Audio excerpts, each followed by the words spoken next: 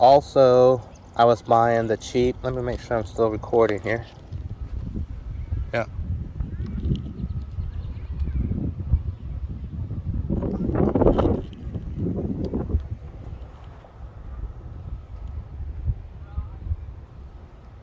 I hope y'all can see me. I'm not too close up.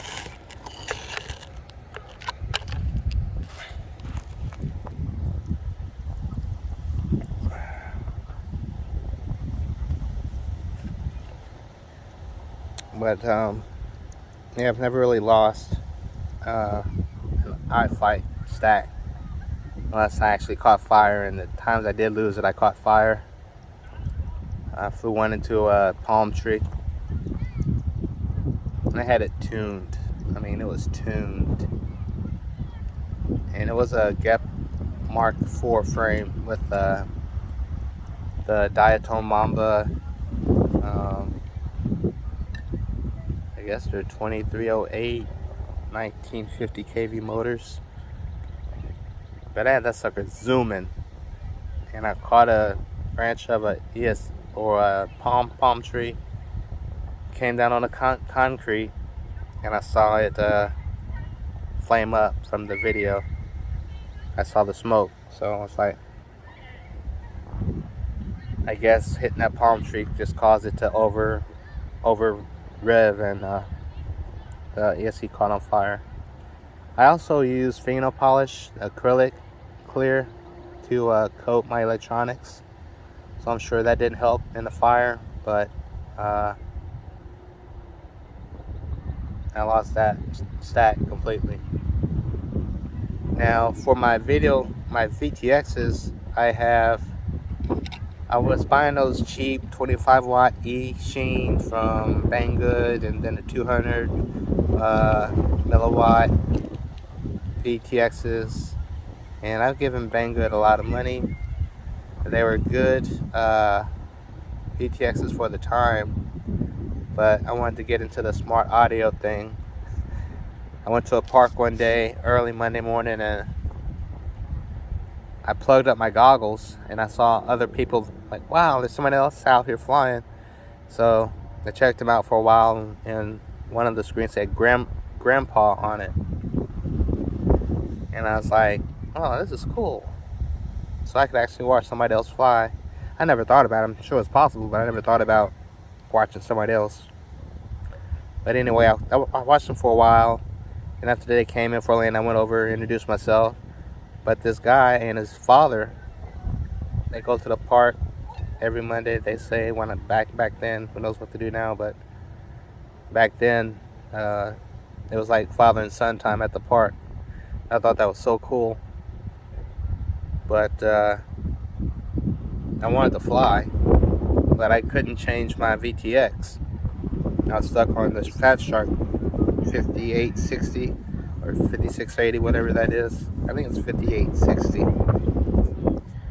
And Grandpa asked me, what channel are you on? I said, I'm on that, but I can't change it easily. He says, you ain't got smart audio? I'm like, I don't know what that is. I ain't made it that far yet. So once again, because it's somebody else, it's kind of like they were pushing me, you know. And he says, man, you need to get that. So I studied up on it, and it was like, oh, okay, so it's just a protocol that they use to talk from the flight controller to the VTX. It's just a signal, so you can actually change your VTX settings over the on-screen display and with your controller. So that's when I got these TBS Evos. And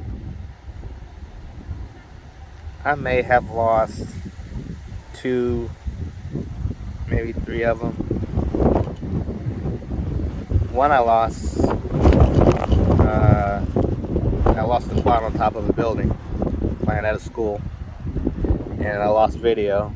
Instead of just shutting the power down, you try to punch up, but you can't see. So I'm like, why did I do that? You know, why did I punch the throttle when I couldn't see anything to begin with? I should have just killed it. But it's on top of the school. Where on top, I don't know. I'm sure somebody's found it by now. But it was a Martian frame. But that's when I got into the smart audio. And then I started learning about the different type of receivers you could get. So my first receivers that I got that were S-Bus were the Free Sky X4R receiver. I had that one for a while, and I got one of those. It's still around. I got replacement wire antennas for it in case I snap one off or something. But I think I got a couple of those. I just don't know what happened to the other ones. Not like say maybe I lost it. And I've been through so many quadcopters. Just myself building them and rebuilding them. I've lost track of what's what. But what I'm at now is I got 2 of these TBS Unifies that I still fly. Still work great. And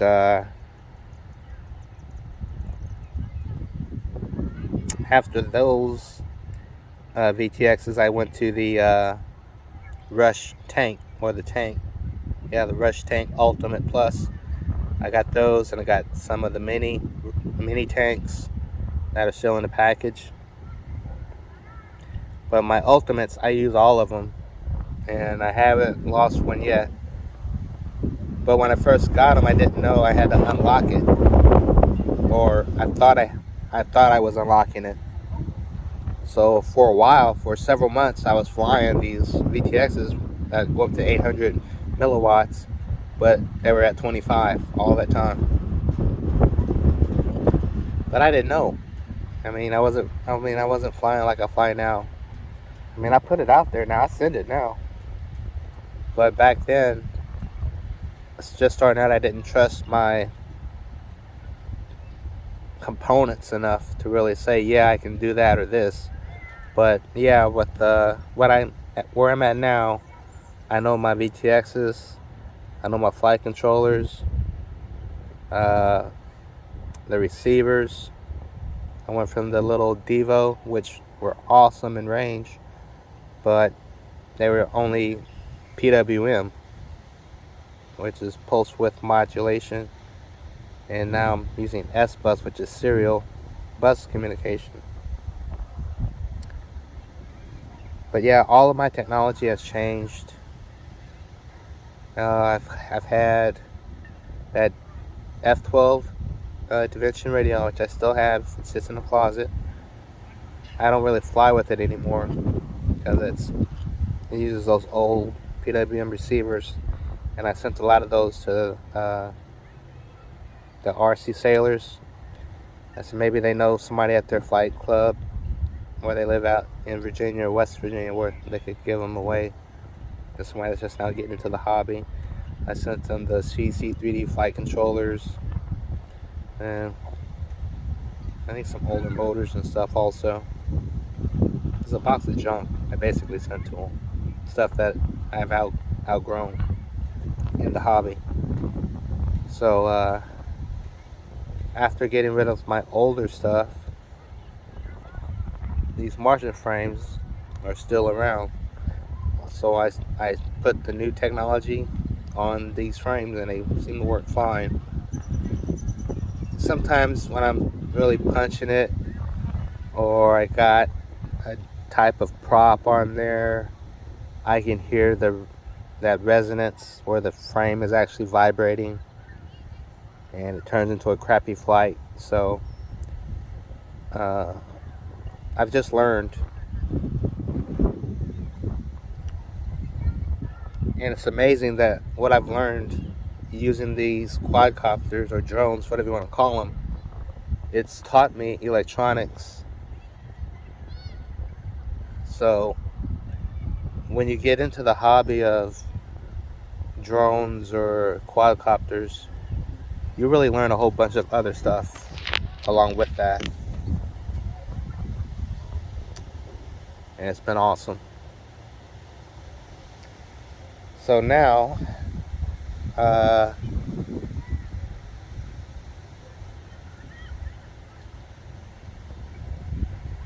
in what, 2016 to 2018 March, I was driving Uber, and a lot of the money that I made, I was buying parts for my quads at the time. Not a lot, but just certain things I would get. But when I started in 2018, I started driving 18-wheelers, which I thought I would be doing forever. I loved it. But I got sick, I got hurt, and then I got sick. So during that time I was driving trucks, I was buying all of my quad stuff, my drone stuff. I bought several drones, new, already built, because I was driving trucks. I really didn't have time at that point to build quads. When I stopped driving for the day, you're tired, you don't want to I mean, I tried, but it didn't last. I was like, you know what, let me just buy some ready to fly drones. So I bought some diatones. I bought the GT Tyrant, bought 2 of those in case I crash one. I have a spare. I did crash one, and I still have the spare, brand new. And once again, the technology of that drone is old.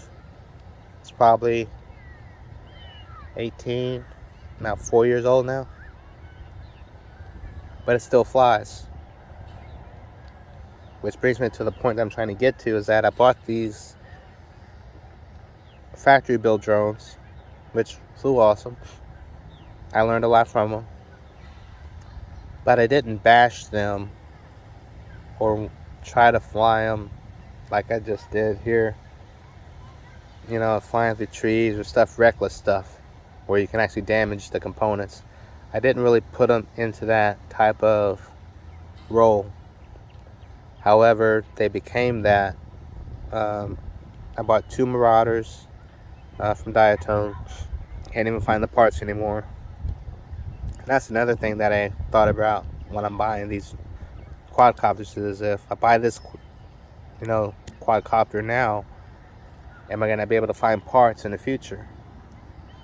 So I bought 2 Marauders, 2 GT Tyrants from Diatone, and I still got the Marauders, but one of them is patched together with various parts, which is what you do. That's why you learn to build the drones, because when you crash it, you can fix it. And I come across people out here at the parks or different places I'm at, oh, I got this, I got that, but they're scared to fly it. I'm like, why'd you get it and you don't want to fly it? That's the whole purpose of getting it, is to fly. But you meet people that, I got a boat, but you don't go to the lake. Well, I got collective pitch helicopters, but I don't fly them. So some people just buy stuff to have it, but they're scared to fly it or to break it. I was like that, but buying one, breaking it, and then figuring out how to fix it, it satisfies. So all of my stuff so far has transformed. So I was buying the pre-made ones, but at the same time I'm buying the ready-made drones and quadcopter, whatever you want to call it. I was buying parts, because at that time nobody was really into quadcopters or drones. People were getting into it, but there wasn't a market yet. And then DJI came on the scene and started making stuff.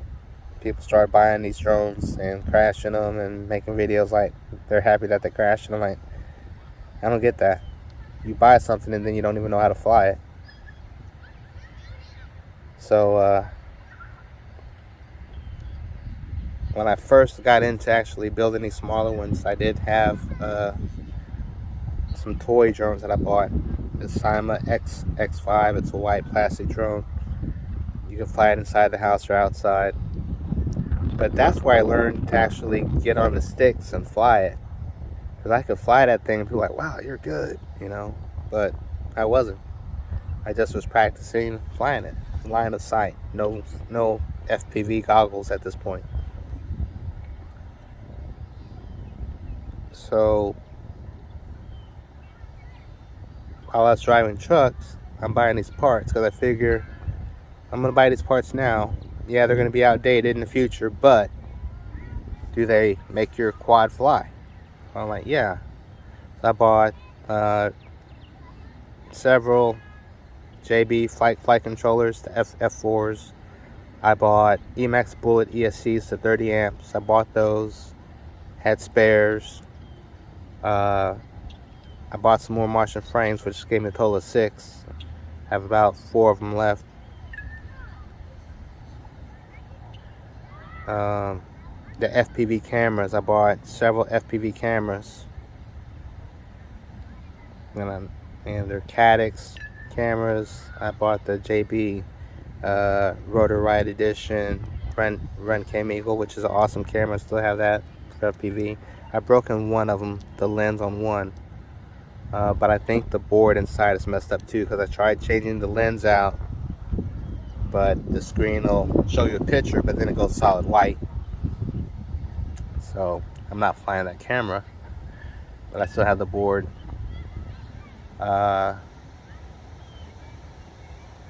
then, I mean, this is probably last year or 2020. I bought these Lumineer Johnny FPV motors and had them. I was buying the Emax. I bought a lot of the Emax red bottom motors, and I bought some of the Pulsar motors that lights at the bottom of the motor. When you give it throttle, it'll light up. So I have those motors. They're not very durable. They're not like this here. If I crash one of those Emax Pulsar motors, it more than likely it's gonna jam it, and I'm not gonna be able to spin it. But I do have my spares.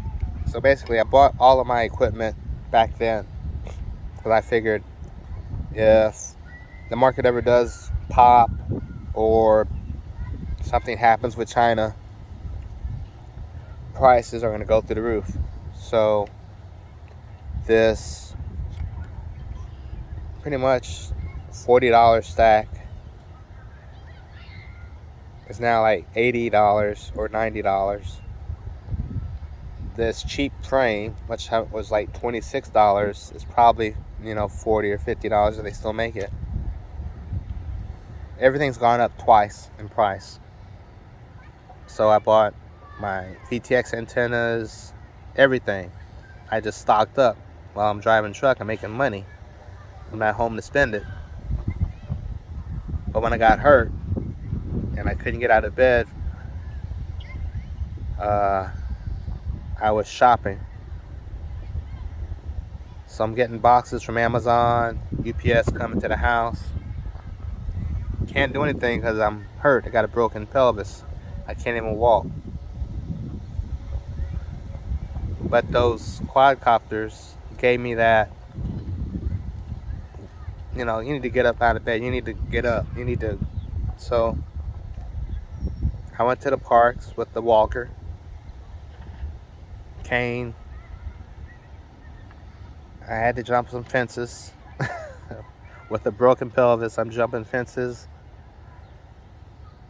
creeks, whatever, to get that drone back if I crashed it. But I bought that. I thought ahead, which is what I'm getting at. So I stocked up on all my parts, and it did get me moving again. And then I got sick with this extreme plaque psoriasis. can't really see it now because I'm on the medicine, but I still have this. It's chronic. I have it for the rest of my life.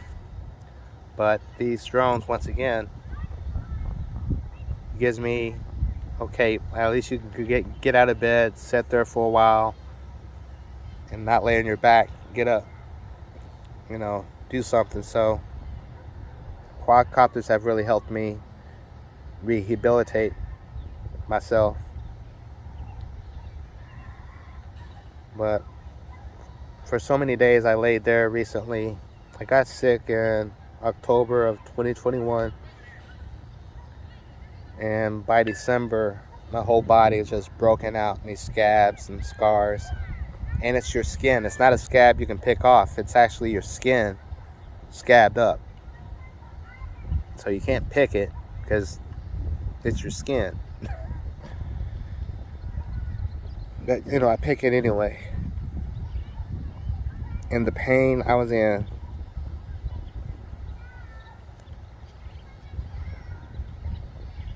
I don't know how society's going to take this, but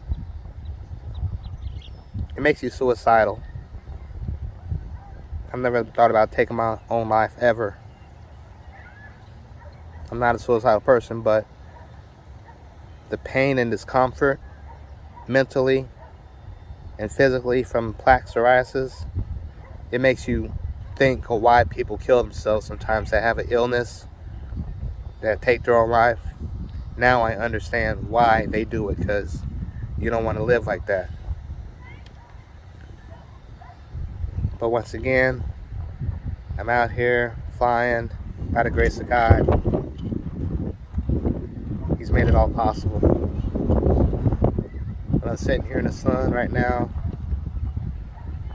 I'm a little fatigued. And I'm still, you know, I'm still going to be itching. But I'm not like I was, because it was all day, all night, itching, scratching, moaning, aching. I thank God every day. I'm not like that now, but that could come back at any time, so I'm not taking this medicine or anything for granted. Something could happen to where I don't get that medicine no more. And that's when, you know, I gotta think about what I want to do. But I pray to the Lord I don't take my life, because that's how bad it gets.